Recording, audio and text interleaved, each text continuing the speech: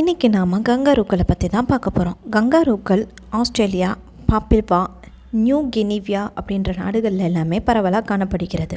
இது எல்லாத்தையுமே பாலூட்டு இனமான மார்சுபியல்ஸ் அப்படின்னு சொல்கிறாங்க. அப்படின்னா என்னென்னா, கங்காருக்கள் எப்பயுமே தன்னோட வயிற்றுக்கிட்ட இருக்க பகுதியில் சின்ன பை மாதிரி இருக்கும். அந்த பைக்குள்ளே ஒரு குட்டியை வச்சு வளர்த்திக்கிட்டே இருக்கும். இதுதான் மார்சுபியல்ஸ் அப்படின்னு சொல்லுவாங்க. கங்காருக்கள் நிறைய வகைகள் இருக்குது. இதில் கிட்டத்தட்ட 20 வகையான கங்காருக்கள் இருக்குது. இருக்கிறதுலே பெரிய கங்காரு எதுன்னா ரெட் கங்காரு அப்படின்னு சொல்கிறாங்க. இதோட உயரம் 6 அடிக்கு இருக்குங்க. ஒரு சராசரியான மனுஷனை விட அது பெருசு. கங்காருக்களுக்கு நடக்கவே தெரியாதுங்க. அதுங்களுக்கு குதிச்சு போகிறதுக்கு தான் தெரியும்.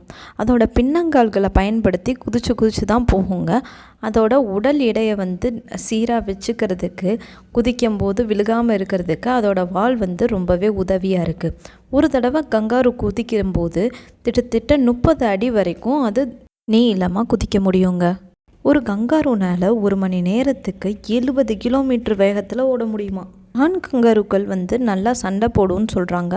அதோட பின்னங்கால்களை வச்சு நல்லா உதைக்கணும். முன்னன்கால்களை வச்சு அது பாக்ஸிங் போடுற மாதிரி நல்லா சண்டை போடணும்னு சொல்கிறாங்க. ஒரு பெண் கங்காரு ஈனுகின்ற அந்த குட்டி கங்காருவை ஜோவல் அப்படின்னு சொல்கிறாங்க.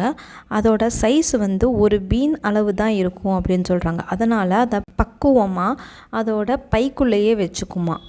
அதுக்கு எப்பப்பெல்லாம் பசிக்குதோ அப்பெல்லாம் பையிலேருந்து வெளியே தாய் கங்காரு கிட்ட பாலை குடிச்சிட்டு திருப்பி அதோட பைக்குள்ளேயே போய் படுத்துக்குமா. கங்காருக்கள் தாவரங்கள், பழங்கள், பூக்கள், இலைகள் அதை தான் சாப்பிடுங்க. தகவல் உங்களுக்கு பிடிச்சிருந்துச்சுன்னா லைக் பண்ணுங்கள். அடுத்து எந்த அனிமலை பற்றி நீங்கள் தெரிஞ்சுக்கணும்னு சொல்லி கமெண்ட் பண்ணுங்கள்.